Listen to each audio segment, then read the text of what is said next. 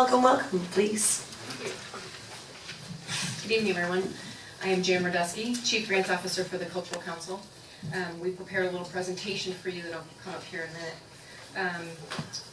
Thank you, Mayor and Commissioners, for inviting us to make this presentation. Today we're going to talk about the plan, the strategic priorities for art and culture, the infrastructure investment ideas to support the master plan, and we'll entertain some questions. So the goal of this presentation is to update you on the progress that we made on the cultural master plan for downtown Lake Worth. And we'll highlight the possible projects that will align to both the Creative Corridor project as well as your newly acquired funding sources. Can you speak up? Speak up, please. I can't hear you. You're all the way in the back. Okay. Terrific. Just for history and context, the CRA and the City of Lake Worth and the Cultural Council have been working together since prior to our moving to Lake Worth in 2011. And as a result of a cultural grant that we received 2 years ago, we were able to form the Creative Corridor program, which is looking at the master plan of the cultural plan. So who is involved? The Cultural Council and our staff, the Lake Worth Community Redevelopment Agency, and the City of Lake Worth have been working together on this. In addition to our consulting firm of Lord Cultural Resources and John Stover and Associates. The Lord Cultural Resources their expertise is in cultural planning and community engagement, and John Stover's is in economic development strategy. So the purpose of the master plan is to elevate the quality of life and prosperity in downtown Lake Worth, fill the talent gap, support and promote local artists, and leverage the community's strengths. Wish we had the visual up, but that's okay. So the focus area of the plan is Lake and Lucerne from Federal Highway to Dixie Highway. And the process that we've gone on so far is we started with community engagement, and that took place with surveys, focus groups, one-on-one interviews. That's been completed. The consultants have done research around other cities that may have some of the same flavors and some of the same artistic enhancements that we're looking at. And so now we're on step 3, the innovation and strategy development. And what that looks like are strategic priorities for this art and cultural plan. And as a result of all this research and surveys and interviews and conversations, we have 5 strategic priorities. They are promote downtown Lake Worth as a safe and friendly community, retain and enhance the vibrancy of downtown, expand awareness and improve accessibility to arts and culture in downtown Lake Worth, increase public sector coordination, communication, and support for arts and culture, and stronger engagement and cultivation with and among multicultural communities and educational institutions. As a result of the strategic priorities, we now have to take a look at the infrastructure investment opportunities to fulfill those priorities. So undertaking a comprehensive and marketing branding campaign. That would mean enhancing existing marketing efforts by communicating the strengths and advantages of Lake Worth to local, current visitors, and potential residents and visitors. Promote the arts and cultural activities and events in Lake Worth.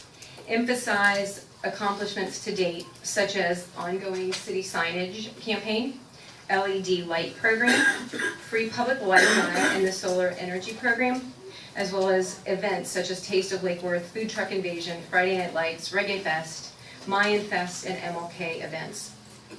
One of the examples we've used that Lord Cultural Resources done research on is Austin. As you know, that's the live music capital of the world.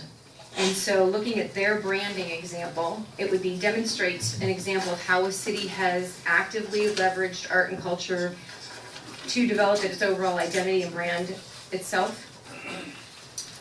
And this would be used as a foundation for the city's brand strategy and has continued to this day in Austin. In 2008, cities created 4 multi-task forces, so venues entertainment districts, music services, and sound enforcement and control. If we were to go the way of music, this could be a model to replicate.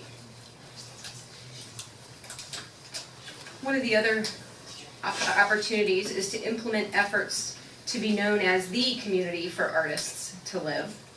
So allowing artists to create in their homes, not sell or use their homes as the business, but to create. So that could be a possible minor zoning adjustment, adjustments to existing occupancy permit process, the creation of an artisanal district or geographic area in which permits are not required to create art from a residential property. And then facilitate, promote, and expand the amount of physical places for these artists to show and display their work in downtown. So potential locations could be City Hall, at or near the 1000 Lake Building, the Lake Worth Library, the Cultural Council, of course, Bryant Park Band Shell, and other public realm improvements. Another example that Lord Cultural Resources is suggesting is Glasgow, Scotland. So in Glasgow, they have demonstrated an example of city branding strategy that puts its citizens at the center of its identity and uses them to highlight the city's cultural diversity and creativity and showcase Glasgow as the city where artists want to live, work, and play. So more than 1,500 people from 42 countries shared their views on what makes Glasgow great. I wish you could see these visuals. The greatest response from contributors was that the people of Glasgow make the city great. Words such as real, smart, home, creative, bright, and better came through time and time again. The slogan combines with key ideas to form messages such as people make Glasgow home, and people make Glasgow creative, and people make Glasgow musical. A secondary message of let's celebrate. And they invested $500,000 to this year to develop and promote that brand across UK and internationally. So then they've suggested a fund exposure to ethnically diverse arts and cultural experiences in Lake Worth. What does that mean? So directing fund school buses to art and cultural events downtown, provide locations for Haitians, Guatemalan, and other minority populations to display and perform downtown through bus stops. This new concept is one that chooses a place for street performances identified by place markers such as painting circles or small stages or signage, which delineates the designated performance space. Some of these programs are open to anyone, where others are pre-organized. Vetted performance have a scheduled time and a slot in which to perform. So another opportunity as we go through our strategic priorities of opportunities to look at. Another one is leveraging a parking garage infrastructure to maximize private sector development. And they used the example of Miami Ballet Valet Parking Garage, if you're familiar with that one down in Miami. It demonstrates how to celebrate and give greater visibility to hidden ethnic communities, beautifying the downtown area to create a warm and inviting place for everyone and infuse art and culture into everyday and non-traditional ways. So this garage is 6 levels and a band of historic Art Deco facades, 206,000 square feet, 656 parking spaces. And this garage is a joint venture between the city and a developer. The facades have been restored and turned into viable retail shops and living vegetation to soften the concrete structure and blend in with the surrounding areas. Not only was it the first new construction in Miami Beach's Art Deco district, but it served as a test for other garages built in the following years. The garage opened in 1997 and broke even 3 months later, going on to become a financial success and a model for other garage projects in the area.